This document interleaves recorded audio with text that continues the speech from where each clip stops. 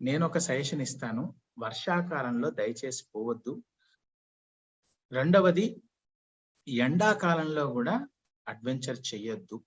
ఎందుకంటే వన్యమృగాలు బాగా తిరుగుతాయి, నీటి కోసం అటు ఇటు వస్తాయి ఎండాకాలంలో. అది కొంచెం అడవి ప్రాంతం, అడవిలోనే ఉంటుంది. ఒక 7-8 మంది కలిసికట్టుగా వెళ్తే బాగుంటుంది, ఒంటరిగా వెళ్ళే ప్రదేశం కాదు. మీరు కొంతమంది దత్తభక్తులు కలిసి మేము వెళ్తున్నామండి అంటే వెళ్ళవచ్చు. చాలా చక్కటి సమయం అంటే నవంబర్, డిసెంబర్, జనవరి మాసాలలో మాహుర క్షేత్ర సందర్శనం చేస్తే మీరు అన్నీ చూడవచ్చు. తెల్లవారు 5 గంటలకే మీకు రేణుకామాత శిఖరం ఓపెన్ అయిపోతుంది.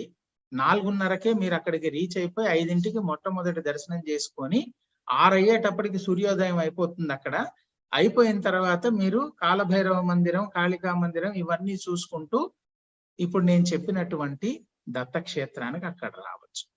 ఇది వేరు, దత్త శిఖరం వేరు. అక్కడి నుండి మీరు నేరుగా దత్త శిఖరం వెళ్ళిపోవద్దు.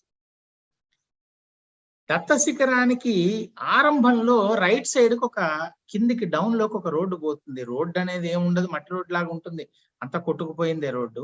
అడవి 2.5 కిలోమీటర్లు 3 కిలోమీటర్ల దాకా అడవి.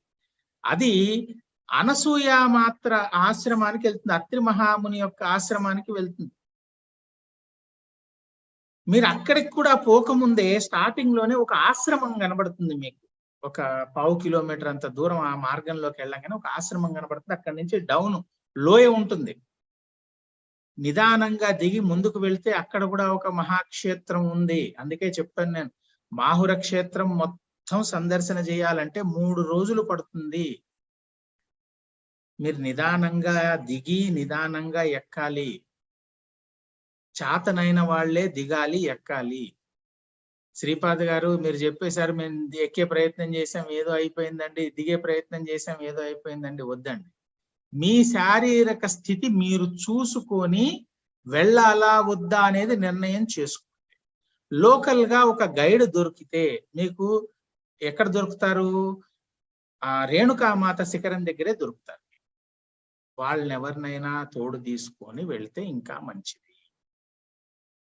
200, 300, 500 మీరు ఎంతమంది ఉన్నారో చూసుకొని మీ శక్తి ప్రకారంగా. కానీ నడక మాత్రం తప్పనిసరి. ఏదో రోడ్డు మీద మనం నడిచినట్టుగా ఉండదండి. కొండ దిగాలి, ఎక్కాలి, మిట్ట పల్లం అన్నీ ఉంటాయి, చూసుకోండి. మీ శారీరక స్థితిని చూసుకొని మీరు పని చేసుకోండి. లేదా కారు నేరుగా, లేకపోతే మీ ఏ వెహికల్ అయితే వస్తే ఆ వెహికల్ నేరుగా అత్రి మహాముని అనసూయాదేవి యొక్క ఆశ్రమం దాకా వెళ్ళిపోతుంది. అనసూయ శిఖరం అంటారు దాన్ని. అక్కడికి వెళ్ళిపోవచ్చు ఆశ్రమం దాకా. అక్కడ ఒక 300 మెట్లు ఉంటాయి. 300 మెట్లు ఎక్కితే మొట్టమొదటగా మీకు అత్రి మహాముని తపోక్షేత్రం కనబడుతుంది, చాలా చిన్నగా.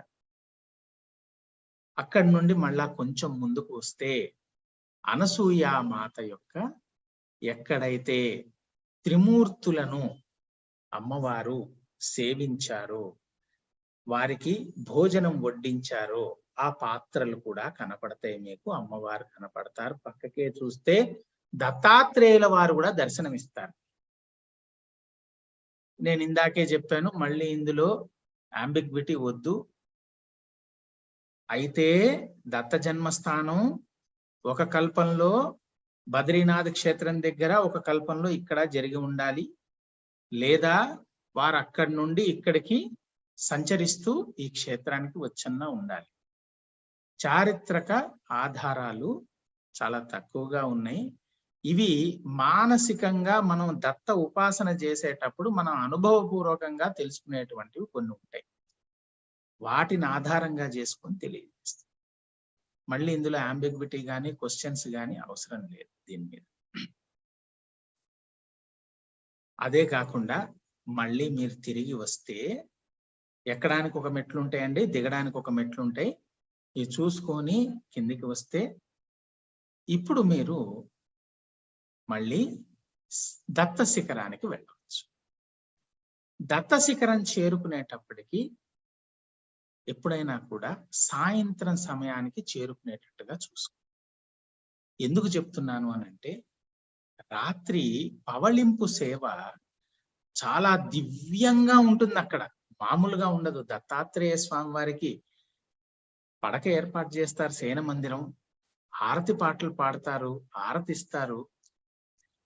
ఎందుకనంటే దత్తాత్రేయ స్వామి వారికి తల్లి ఒడి అది, వారు అక్కడే నిద్రిస్తారు. మళ్ళీ సూర్యోదయం అయ్యేటప్పటికి నిద్ర లేచేది మటుకు వారు ఎక్కడ? మేరు పర్వతమే, ఇందాక చెప్పుకున్నటువంటి క్షేత్రమే. త్రిమూర్తి స్వరూపం వారికి ఇది ఒక లెక్క. కాబట్టి మాహుర క్షేత్రం పూర్తిగా మనం సందర్శించాలంటే కనీసం 3 రోజులు పడుతుంది. ఎందుకు అనంటే కనీసం కార్త్యవీర్యార్జునుడు తపస్సు చేసిన క్షేత్రానికి వెళ్ళి వచ్చేటప్పటికే మన దగ్గర ఉన్న శక్తి అంతా కూడా అయిపోతుంది. రేణుకామాత ఆలయానికి దగ్గర దగ్గర 250-300 మెట్లు. అక్కడ అమ్మవారి దర్శనం చేసుకొని కిందికి వచ్చి కాలభైరవ మందిరం, కాళికా మందిరం, ఆ తర్వాత మళ్ళీ దత్తక్షేత్రానికి నడిచెళ్ళేటప్పటికి మధ్యాహ్నం దాటిపోతుంది. శక్తి ఉంటే ముందుకు వెళ్ళండి, శక్తి లేకపోతే ఆ పూటకి రెస్ట్ తీసుకోండి. సాయంత్రం స్వామివారి ఆరతి చూసుకోండి. మర్నాడు ఉదయం అనసూయామాత ఆశ్రమం చూడండి, కిందికి రండి. ఇందాక నేను చెప్పిన ఇంకా ఉన్నాయి 2 క్షేత్రాలు, ఇవే కాదు. పరశురామ క్షేత్రం ఉంటుంది, ఇంకా ఉన్నాయి, అనేక క్షేత్రాలు ఉన్నాయి. మళ్ళీ ఏకవీరాదేవిని చూడాలి, శక్తిపీఠం, అమ్మవారి శక్తిపీఠం. కాబట్టి మినిమం 3 రోజులు ఉంటే ప్రశాంతంగా ఉదయ సమయంలో అన్ని చూసుకొని సాయంత్రం స్వామివారి పవళింపు సేవ ఆరతి చూసుకో.